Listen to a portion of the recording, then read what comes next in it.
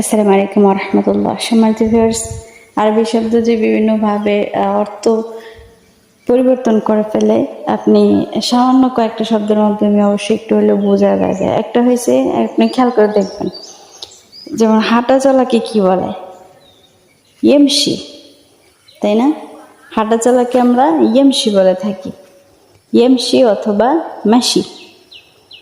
ঠিক এই মাসিটাকে ইজিপ্টে যখন মাগরিবিয়ানরা আরবি করে, তখন এই মাসের অর্থ হয়ে যায় যে ওকে ওকে, তেমাম, ওকে কোয়েস, এরকম বলে না? অনেক সময় আমরা বলি না যে মাসি, তৈয়ব, মাসি, ওকে।